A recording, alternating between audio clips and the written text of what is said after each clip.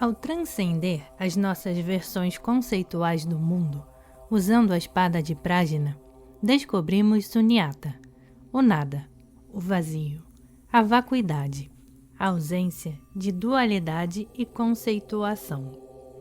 O mais conhecido dos ensinamentos do Buda sobre o assunto é apresentado no Prajna Paramita Iridaya, também chamado de Sutra do Coração. Mas, curiosamente, o Buda quase não pronuncia nenhuma palavra nesse sutra. No fim do discurso, diz apenas "Bendito, bendito" e sorri. Ele criou uma situação em que o ensino de Sunyata é apresentado por outros, em vez de ser ele mesmo porta-voz. Ele não impôs a sua comunicação, mas criou uma situação em que o ensinamento poderia ocorrer, em que seus discípulos seriam inspirados a descobrir e experimentar Sunyata. Existem 12 formas de se apresentar o Dharma e essa é uma delas.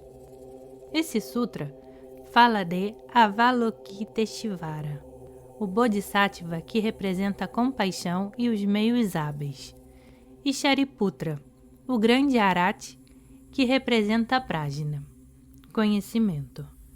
Existem diferenças entre as traduções tibetana e japonesa e o sânscrito original, mas todas as versões insistem que Avalokiteshvara foi compelido a despertar para Sunyata pela força avassaladora de Prajna.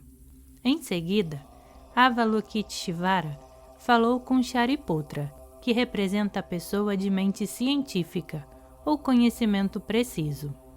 Os ensinamentos do Buda foram colocados sob o microscópio de Shariputra, o que quer dizer que esses ensinamentos não foram aceitos com uma fé cega, mas examinados, praticados, experimentados e postos à prova. Disse Avalokiteshvara: ó Shariputra, a forma é vazio, o vazio é a forma. A forma não é mais do que o vazio. O vazio não é mais do que a forma. Não precisamos entrar nos pormenores do diálogo entre eles, mas podemos examinar essa afirmação a respeito da forma e do vazio, que é o ponto principal do sutra. Portanto, precisamos ser muito claros e muito precisos acerca do significado do termo forma. Forma é o que é antes de projetarmos os nossos conceitos sobre ela.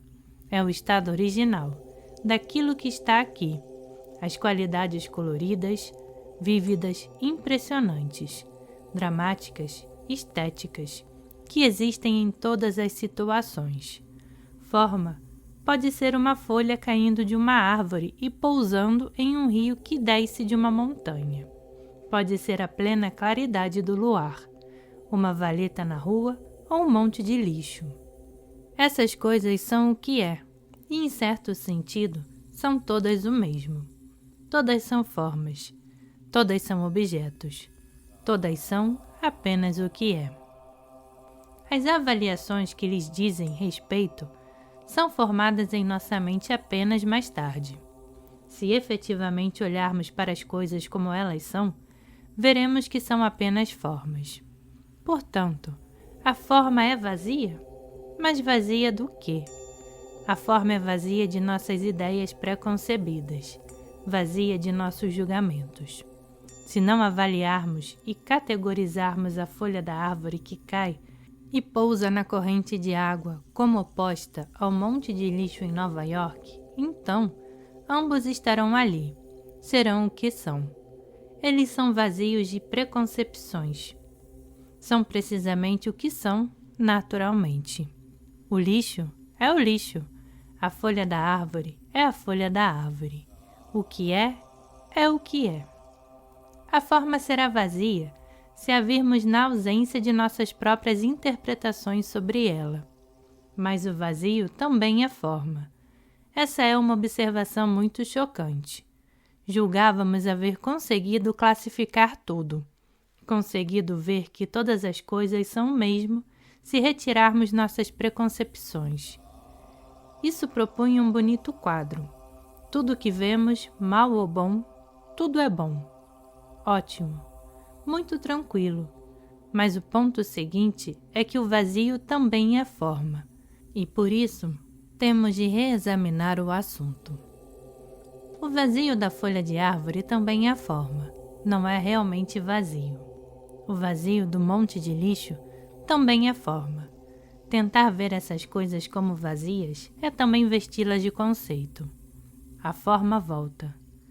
Era fácil demais tirar todo o conceito e concluir que tudo simplesmente é o que é. Poderia ser uma saída, outra maneira de nos confortarmos. Temos realmente de sentir as coisas como elas são. As características do estado de monte de lixo e as características do estado de folha de árvore. O estado de ser das coisas. Temos que senti-las completamente, e não apenas cobri-las com o véu do vazio. Isso não ajuda em nada.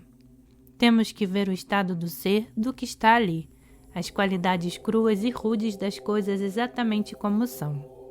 Essa é uma maneira muito precisa de ver o mundo. Primeiro, portanto, extinguimos todos os nossos pesados preconceitos, e depois eliminamos até as sutilezas de palavras como vazio, o que nos deixa em lugar nenhum, completamente com o que é.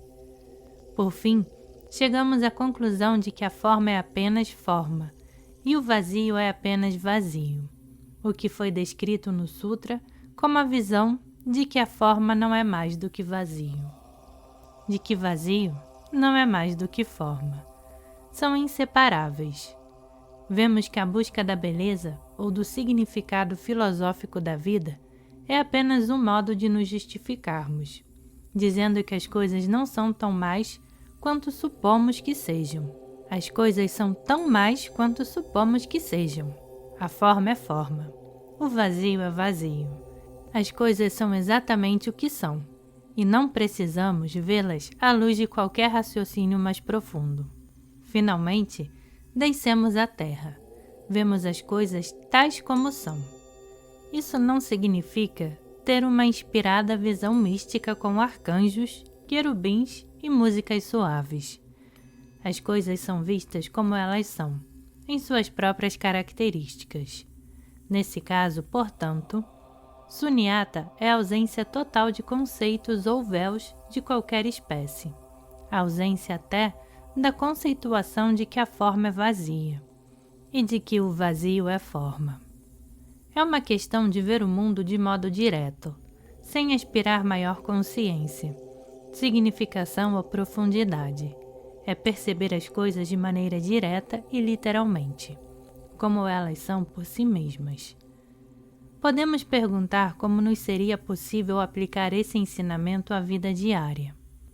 Conta-se a história que quando Buda fez sua primeira fala sobre sunyata, alguns arates sofreram ataques de coração e morreram, vítimas do impacto do ensinamento. Meditando sentados, esses arates haviam experimentado a absorção no espaço, mas ainda estavam fixados ao espaço. Visto que ainda estavam fixados a alguma coisa, ainda havia uma experiência e um experimentador. O princípio de sunyata implica não nos fixarmos a coisa alguma, não distinguirmos entre isto e aquilo, estarmos suspensos em lugar nenhum. Se virmos as coisas como são, já não precisaremos mais interpretá-las nem analisá-las. Não precisaremos tentar compreendê-las por meio da imposição da experiência espiritual ou de ideias filosóficas. Como disse um famoso mestre Zen, quando como, como, quando durmo, durmo. Apenas faço o que estiver fazendo, de maneira completa, plena. Fazendo, será um rishi, uma pessoa honesta, verdadeira, uma pessoa sincera, que nunca distingue entre isto e aquilo, uma pessoa que faz as coisas literalmente, diretamente, como elas são. Come quando deseja comer, dorme quando deseja dormir. Às vezes, O Buda é descrito como Maharishi, o grande rishi, que não tentava ser verdadeiro, mas que, em seu estado aberto, simplesmente o era.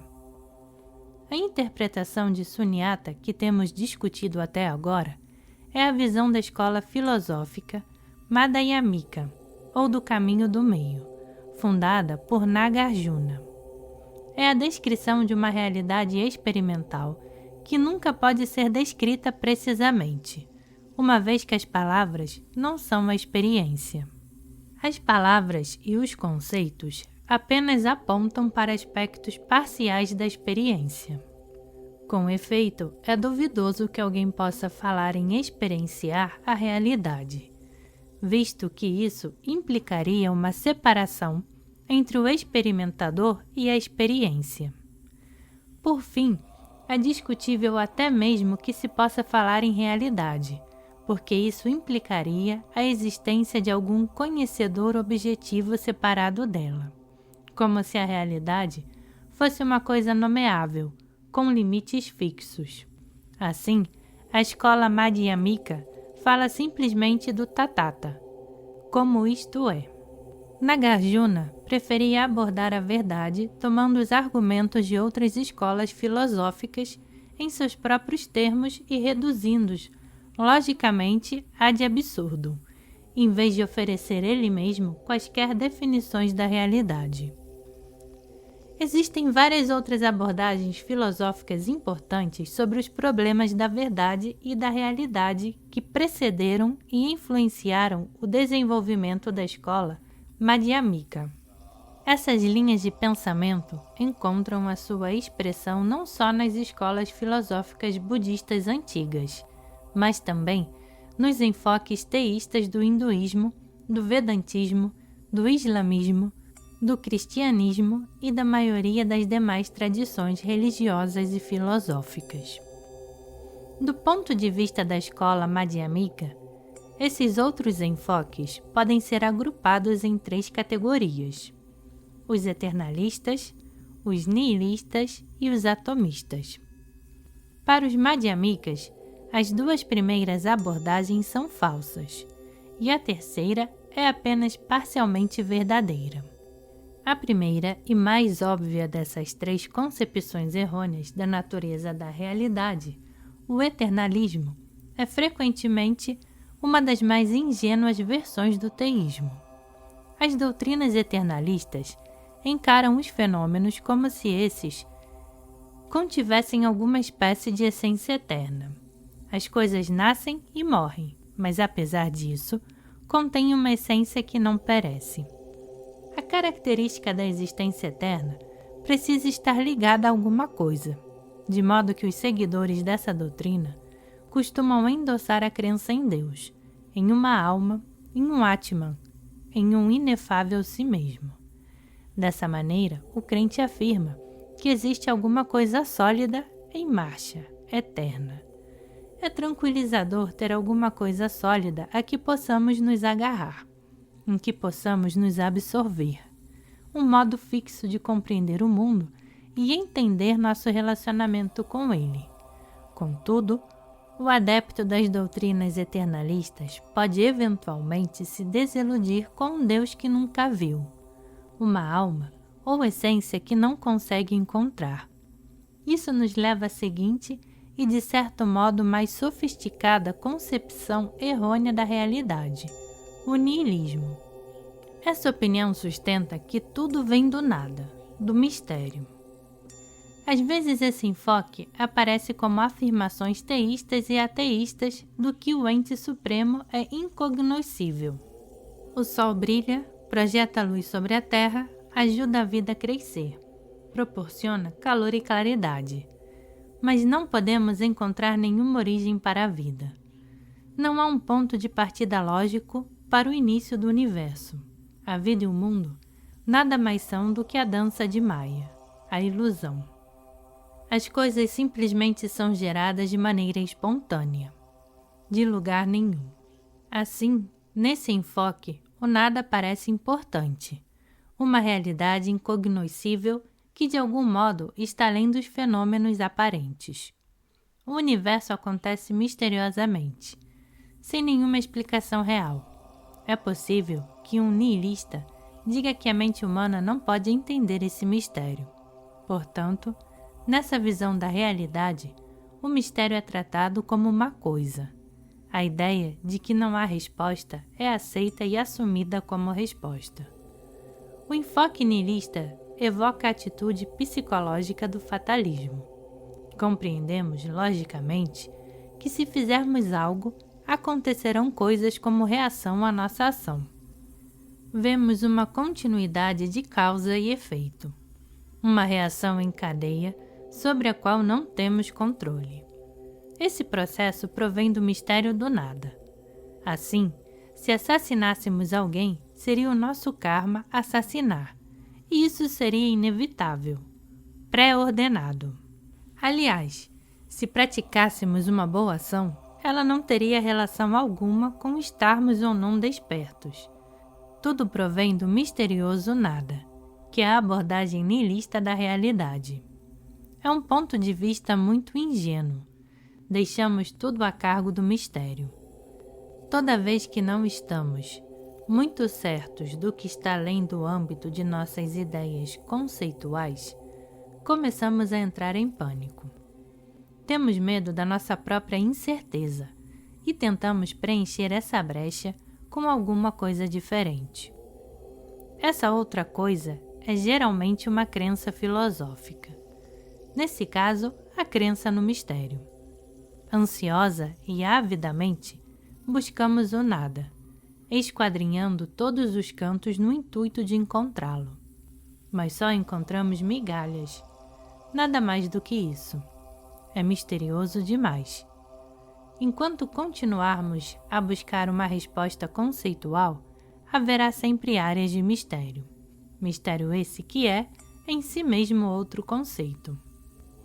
Sejamos nós eternalistas, nihilistas ou atomistas, presumimos constantemente que existe um mistério, algo que não conhecemos, o significado da vida, a origem do universo, a chave da felicidade. Lutamos para alcançar esse mistério, tentando nos transformar em uma pessoa que o conhece ou possui, chamando-o de Deus, alma, Atman, Brahman, Sunyata e etc. Certamente, essa não é a abordagem madhyamika da realidade. Ainda que as primeiras escolas de budismo Hinayana tenham caído até certo ponto nessa armadilha, razão pela qual sua abordagem é considerada apenas uma verdade parcial. A abordagem Hinayana da realidade vê a impermanência como grande mistério. Aquilo que nasce deve mudar e morrer. Entretanto, não é possível ver a impermanência em si, mas apenas sua manifestação em forma. Assim, os praticantes do Hinayana descrevem o universo em termos de átomos existentes no espaço e momentos existentes no tempo. Sendo assim, eles são pluralistas atomísticos. O equivalente Hinayana para Sunyata é a compreensão da natureza transitória e insubstancial da forma, de modo que a prática da meditação Hinayana é dupla. A análise dos vários aspectos da impermanência, os processos do nascimento, crescimento, decadência e morte e suas elaborações, e a prática da atenção plena, que vê a impermanência dos acontecimentos mentais. O Arhat vê os eventos mentais e os objetos materiais, e passa a percebê-los como acontecimentos momentâneos e atomistas. Assim descobre que não existe substância permanente e nem coisa sólida como tal. Essa abordagem erra ao conceituar a existência de entidades, de forma relativa umas às outras, a existência de este em relação àquele. Podemos ver os três elementos, o eternalismo, o nihilismo e o pluralismo atomístico, em diferentes combinações em quase todas as principais filosofias e religiões do mundo. Do ponto de vista madhyamika, Essas três concepções errôneas da realidade serão virtualmente inevitáveis enquanto buscarmos uma resposta para uma pergunta hipotética, enquanto procurarmos investigar o chamado mistério da vida. A crença em alguma coisa é simplesmente um modo de rotular o mistério. Yogacara, uma escola filosófica mahayana, tentou eliminar esse mistério encontrando uma união do mistério com o mundo fenomênico. O principal ponto da escola Yogacara é epistemológico. Para essa escola, o mistério é inteligência, aquilo que conhece. Os yogacharianos resolveram o mistério postulando a união indivisível entre a inteligência e os fenômenos. Assim, não existe um conhecedor individual. Tudo é autoconhecido. Existe apenas a mente única, que os yogacharianos denominam de cognição autoluminosa. E tanto os pensamentos quanto as emoções, as pessoas e as árvores são aspectos dela.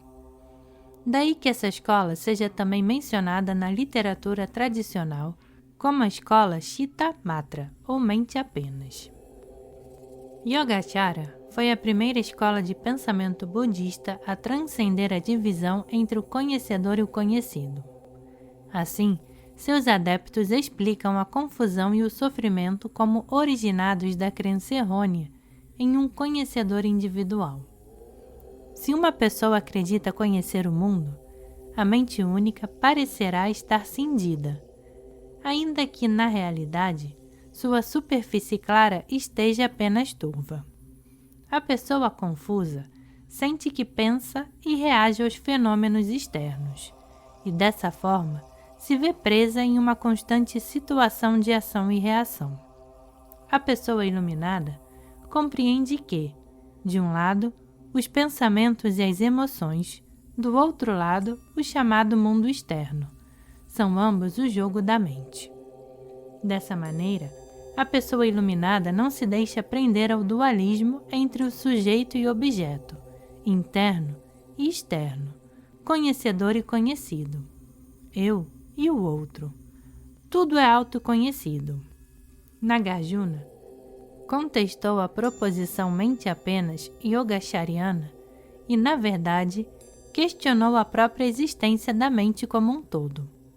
Estudou os 12 volumes das escrituras Prajnaparamita, surgidas do segundo giro da roda da doutrina do Buda, o ensinamento da parte média de sua vida.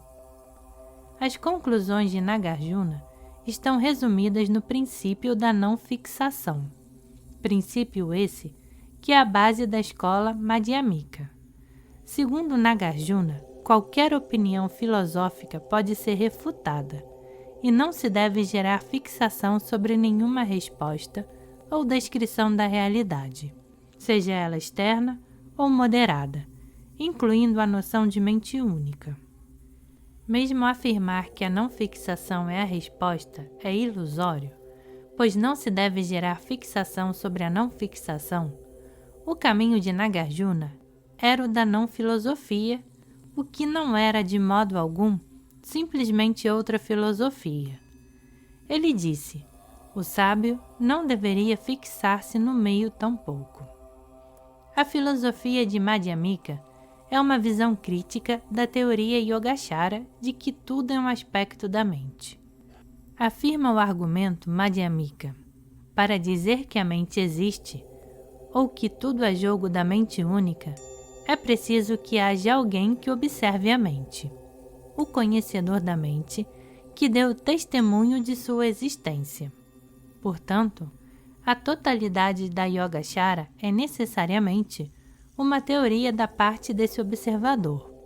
Porém, de acordo com a própria filosofia Yogacara da cognição autoluminosa, os pensamentos subjetivos acerca de um objeto são ilusórios, não havendo sujeito nem objeto, mas apenas a mente única, da qual o observador é uma parte. Desse modo, é impossível afirmar que a mente única exista. Com o olho físico, a cognição autoluminosa não pode ver-se. assim como a navalha não pode cortar-se. Conforme admitem os próprios yogacharyanos, não há ninguém para saber que a mente única existe. O que se pode dizer então a respeito da mente ou da realidade? Visto não haver ninguém para percebê-las, a noção de existência em termos de coisas e forma é delusória. Não há realidade, nem quem perceba a realidade, nem pensamentos derivados da percepção da realidade. Uma vez que deixamos de lado visões preconcebidas da existência da mente e da realidade, as circunstâncias emergem claramente tais como são. Não há ninguém para observar, ninguém para conhecer coisa alguma. A realidade simplesmente é. E é isso que significa a palavra sunyata. Através dessa súbita percepção, o observador que nos separa do mundo é removido. Como então a crença em um eu e todo o processo neurótico começa? Em linhas gerais, de acordo com os madhyamikas, toda vez que ocorre a percepção de uma forma, verifica-se uma reação imediata de fascinação e incerteza por parte de um perceptor implícito da forma. Essa reação é quase instantânea. Leva apenas uma fração de segundo. E assim que reconhecemos o que é a coisa, a nossa reação seguinte é lhe dar um nome. É claro que, com o nome, vem o conceito. Tendemos a conceituar o objeto, o que quer dizer que, a essa altura, já não somos capazes de perceber as coisas como elas são realmente. Criamos uma espécie de acolchoamento, um filtro ou véu entre nós e o objeto. É isso que impede a manutenção de uma consciência contínua, tanto durante quanto após a prática da meditação. Esse véu nos afasta da consciência panorâmica e da presença do estado meditativo, porque repetidamente somos incapazes de ver as coisas como elas são. Sentimos-nos compelidos a nomear, a traduzir, a pensar discursivamente, e essa ação nos afasta ainda mais da percepção direta e precisa. Dessa forma, sunyata não é simplesmente a consciência do que somos e de que como somos em relação a tal e qual objeto, mas é mais bem a claridade que transcende o acolchoamento conceitual e as confusões desnecessárias. Já não se está fascinado pelo objeto, nem envolvido como sujeito. É a liberdade do isto e aquilo. O que persiste é o espaço aberto, a ausência da dicotomia do isto e aquilo. Eis o significado do caminho do meio ou madhyamika. A experiência de sunyata não pode ser desenvolvida sem antes havermos trabalhado no caminho estreito da disciplina e da técnica.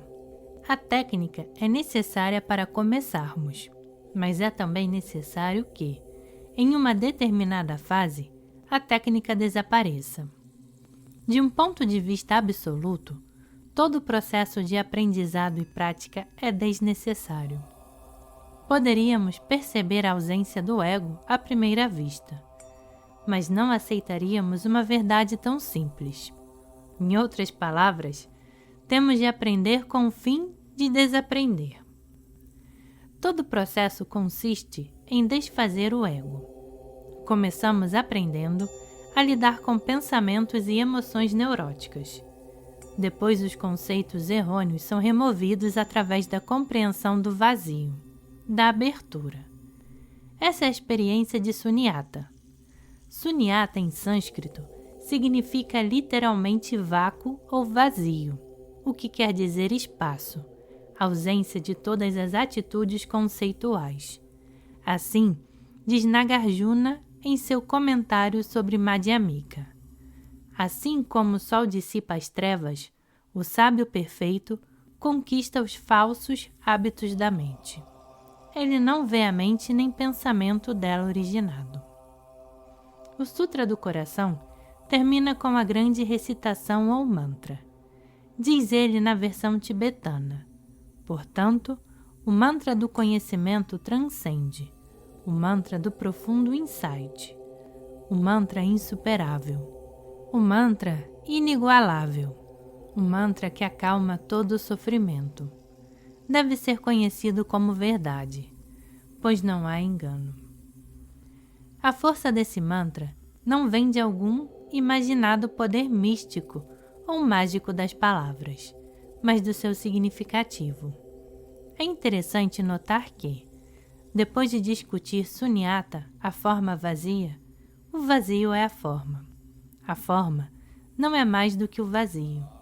O vazio é idêntico à forma. E assim por diante. O sutra passa a discutir um mantra. No começo, fala em termos do estado meditativo, e no fim, fala do mantra ou das palavras. Isso porque, no início, precisamos desenvolver a confiança em nosso entendimento, jogando fora tudo que seja preconcebido. Niilismo, eternalismo, todas as crenças têm de ser eliminadas, transcendidas. E quando uma pessoa está completamente exposta, totalmente despida, totalmente desmascarada, completamente nua, completamente aberta, nesse exato momento, ela vê o poder da palavra. Quando a hipocrisia básica, total e derradeira, é desmascarada, passa-se realmente a ver a joia brilhando em seu esplendor. A qualidade enérgica e viva da abertura. A qualidade viva da entrega. A qualidade viva da renúncia. A renúncia, nesse caso, não é meramente jogar tudo fora. Mais uma vez, tendo jogado tudo fora, começar a sentir a qualidade viva da paz. E essa paz específica não é a paz frágil, a abertura frágil, mas possui uma natureza forte, uma qualidade invencível, uma qualidade inabalável, porque não admite brecha para hipocrisia. É a paz completa em todas as direções, de tal modo que não existe nem sequer um ponto obscuro para a dúvida e a hipocrisia. A abertura completa é a vitória completa, porque não temos medo. Não tentamos nos defender de nenhuma forma. Por isso, esse é um grande mantra. Poder-se-ia imaginar que, em lugar de dizer Om, Gate, Gate, Parasangate, Bodhi, Svaha, o mantra diria algo sobre Sunyata, Om Sunyata, Maha Sunyata, ou qualquer coisa desse tipo. Em vez disso diz Gate, Gate, ido além, ido completamente. Isso é muito mais forte do que dizer Sunyata, porque a palavra Sunyata pode implicar uma interpretação filosófica. Ao invés de formular algo filosófico, o mantra expõe o que jaz além da filosofia. Por isso, Gate, Gate, ido, desistido, desvencilhado, aberto. O primeiro gate é livrar-se do véu das emoções conflitantes. O segundo gate representa o véu das crenças primitivas acerca da realidade. Isto é, o primeiro gate representa a ideia de que forma é vazio, ao passo que o segundo se refere a vazio é forma. A palavra seguinte do mantra é Paragate, indo além, completamente exposto. Agora, forma é forma. Paragate, e não só forma é forma, mas também vazio é vazio. Parasangate, ido completamente além. Bodhi. Aqui, Bodhi significa completamente desperto. O sentido é de desistido completamente, desmascarado, nu, completamente aberto. Svaha é um remate tradicional dos mantras, que quer dizer assim seja. Ido além, completamente exposto, desperto, assim seja. Pergunta: como o desejo conduz ao nascimento? Resposta: Toda vez que há um desejo, há outro nascimento. Semeia-se o querer, querendo fazer alguma coisa, querendo agarrar alguma coisa. Depois esse desejo de agarrar também evoca algo mais. Aqui nascimento significa nascimento de mais confusão, de mais insatisfação, de mais carência. Por exemplo, se você tem um grande desejo de dinheiro e consegue ganhá-lo aos montes, também haverá de querer comprar alguma coisa com o dinheiro. Uma coisa leva a outra, uma reação em cadeia, de modo que o desejo se converte em uma espécie de rede. Você quer alguma coisa, quer trazer alguma coisa para você continuamente. A experiência de Sunyata, de enxergar precisa e claramente o que é, rompe de algum modo essa rede, essa teia de aranha. Porque a teia de aranha é tecida no espaço do desejo, no espaço do querer. E quando o espaço de Sunyata o substitui, por assim dizer, toda formulação conceitual do desejo é completamente eliminada, como se você houvesse chegado a um outro planeta, com um ar diferente ou a algum lugar sem nenhum oxigênio. Nessas condições, Sunyata proporciona uma nova atmosfera, um novo ambiente, que não suportará o pegar nem o agarrar. Assim sendo, a vivência de Sunyata também impossibilita o plantio da semente do karma, razão pela qual se diz que Sunyata é o que dá nascimento a todos os Budas, a todos os despertos. Desperto significa não estar envolvido nas reações em cadeia e nas complicações do processo kármico. Pergunta: por que tantos entre nós têm uma tendência tão forte a não ver as coisas como elas realmente são? Resposta: penso que isso se deve, em grande parte, ao medo que sentimos de vê-las assim. Pergunta: por que sentimos medo de vê-las? Resposta: porque desejamos um cordão umbilical ligado ao ego, por intermédio do qual possamos alimentá-lo o tempo todo. Pergunta: pode-se atingir a compreensão de que o vazio é forma através da prática das técnicas de meditação, ou é preciso que elas nos venham espontaneamente? Resposta: não se atinge a percepção de Sunyata praticando ginástica mental. É uma questão de vê-la realmente. Ela pode ser percebida quando praticamos meditação sentados, ou pode ser vista em situações da vida. Não há um padrão para produzi-la. Naropa, o grande yogi indiano, viu Sunyata quando seu mestre descalçou a sandália e golpeou-lhe o rosto com ela. Nesse exato momento, ele a viu. Tudo depende da situação individual. Pergunta: quer dizer que não se trata de algo que você possa sair à procura? Resposta: quando estamos realmente interessados, realmente empenhados em achá-la, completamente empenhados em compreendê-la, devemos desistir de sair à sua procura. Pergunta: tenho alguma dificuldade em conciliar o conceito de Sunyata com o que está acontecendo neste momento?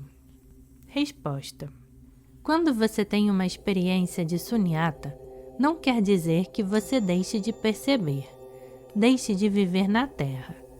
Você continua a viver na Terra, mas vê com mais precisão o que está aqui. Acreditamos conhecer as coisas como elas são, mas vemos apenas a nossa versão, que não é de todo completa. Há muitas outras coisas a se aprender sobre as verdadeiras sutilezas da vida. As coisas que vemos são uma versão muito grosseira do que é. A experiência de Sunyata não significa a completa dissolução do mundo inteiro no espaço, mas que você começa a notar o espaço, de modo que o mundo passa a estar de algum modo menos abarrotado. Se formos, por exemplo, nos comunicar com outra pessoa, poderemos nos preparar para dizer isto ou aquilo, a fim de acalmá-la ou de explicar-lhe as coisas. Mas ela se sai com tantas complicações, mostra-se tão turbulenta que antes de você saber onde está, já se sente completamente confundido por ela.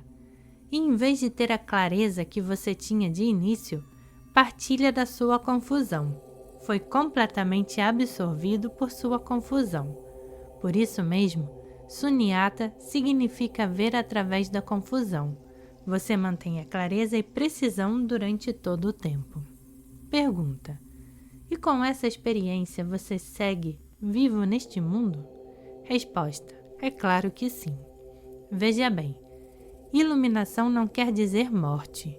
Se fosse assim, a iluminação equivaleria a uma espécie de suicídio, o que é ridículo. Esse é o enfoque nihilista, a tentativa de escapar do mundo. Pergunta: a pessoa iluminada é onisciente? Resposta: receio que essa seja uma conclusão errônea tirada da teoria yogacharyiana da mente única. Teoria que também apareceu em outras tradições religiosas e filosóficas. A ideia é que a pessoa iluminada passou a ser a mente única e, portanto, conhece tudo o que já foi, é ou poderia ser. Encontramos sempre esse tipo de especulação maluca quando as pessoas se envolvem com o mistério, o incognoscível. Receio, porém, que realmente não exista a mente única. Pergunta: como começar a ver o que é? Resposta: não começando, renunciando à ideia de começo.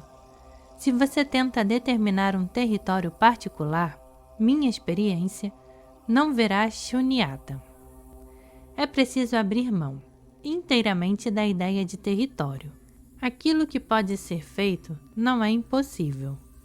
Não se trata de mera especulação filosófica. É possível abrir mão da ideia de território. É possível não começar.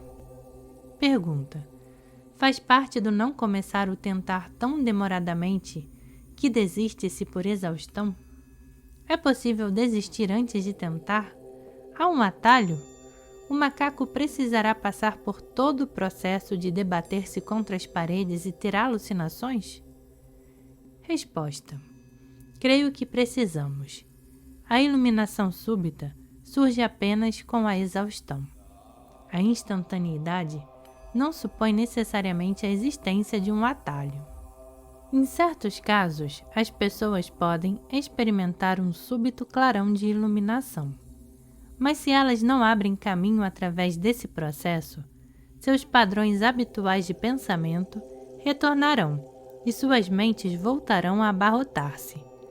É preciso fazer a viagem, porque, como você mesmo disse, é no momento em que você começa a ficar desapontado que entende.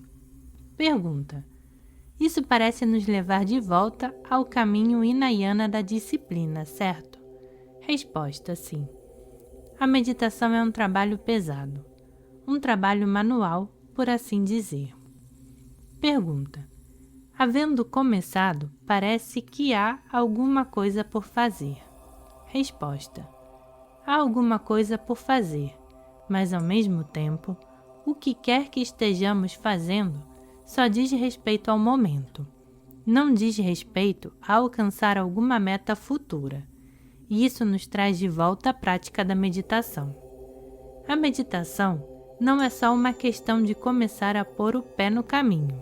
É compreender que já estamos no caminho. Estamos plenamente na momentaneidade desse exato momento. Agora, agora, agora. Na verdade, não começamos, porque nunca deixamos realmente o caminho. Pergunta: você disse que as pessoas iluminadas estão livres da cadeia kármica. Eu gostaria de saber o que você entende por isso, porque me parece que elas criam uma nova cadeia kármica. Resposta: a palavra karma significa criação ou ação, reação em cadeia. Por exemplo, pensando no futuro, plantamos uma semente no presente. No caso das pessoas iluminadas, elas não planejam para o futuro, porque não desejam prover segurança a si mesmas. Já não têm necessidade de saber a configuração do futuro. Elas conquistaram as visões preconcebidas do futuro. Estão plenamente no agora. O agora tem em si o potencial do futuro, bem como do passado.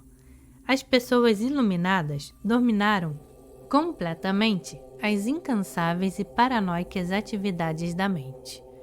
Estão plena e completamente no momento, e, portanto, livres do plantio de mais sementes de karma. Quando o futuro chega, não o veem como resultado das suas boas ações no passado. Veem-no como presente durante todo o tempo. Por isso, não criam nenhuma nova reação em cadeia. Pergunta: a qualidade desperta difere de simplesmente estar no agora? Resposta: difere. A iluminação é estar desperto no estado de agora. Os animais, por exemplo, vivem no presente e uma criancinha vive no presente. Mas isso é muito diferente de estar desperto ou iluminado. Pergunta: não compreendo muito bem o que você quer dizer quando se refere a animais e criancinhas que vivem no presente. Qual é a diferença entre viver no presente dessa forma e ser uma pessoa iluminada? Resposta: creio que é uma questão de diferença entre fixar-se a alguma coisa e estar realmente no agora em termos de despertar. No caso da criança ou do animal, há o estar no estado de agora, mas há também o fixar-se ao estado de agora. Eles obtêm algum tipo de retorno desse estado ao repousarem nele, embora não o percebam conscientemente. No caso de um ser iluminado, ele não se fixa à ideia sou um ser iluminado, porque transcendeu completamente a ideia de eu sou. Está apenas sendo plenamente. A divisão entre sujeito e objeto foi completamente superada. Pergunta: se a pessoa iluminada está sem ego e sente as dores e tristezas dos que a rodeiam, mas não necessariamente as suas, você chamaria de desejo essa sua disposição de ajudá-los a superarem suas dificuldades? Resposta: acho que não. O desejo aparece quando você quer ver alguém feliz. Quando essa pessoa está feliz, você se sente feliz porque as atividades em que se engajou para fazê-la feliz foram, em certo sentido, feitas mais para você mesmo do que para outra pessoa. Você gostaria de vê-la feliz. Um ser iluminado não tem esse tipo de atitude. Quando alguém lhe solicita ajuda, simplesmente a dá. Não há envolvimento nisso, nem autossatisfação, nem autocongratulação. Pergunta: por que você deu a seu centro daqui o nome de Karma Dzong? Resposta: Karma significa ação, bem como atividade de Buda, e Dzong é a palavra tibetana que designa fortaleza. As situações não são deliberadamente premeditadas, apresentam-se apenas. Estão se desenvolvendo perpetuamente, acontecendo de maneira inteiramente espontânea. Parece também haver tremenda quantidade de energia no centro, o que também poderia ser dito do karma. É energia que não está sendo mal conduzida por ninguém, energia que está na fortaleza. O que está acontecendo tinha que acontecer. Assume a forma de relações kármicas espontâneas, mais do que a do trabalho missionário ou a da conversão de pessoas ao budismo. Pergunta: como você relacionaria o Samadhi ou o Nirvana com o conceito de Sunyata? Resposta: aqui há um problema com palavras. Não é uma questão de diferença, é uma questão de diferença de ênfase. O Samadhi é o completo envolvimento e o Nirvana é a liberdade, e ambos estão ligados a Sunyata. Quando experimentamos Sunyata, estamos completamente envolvidos, sem a divisão da dualidade sujeito-objeto. Estamos também livres da confusão.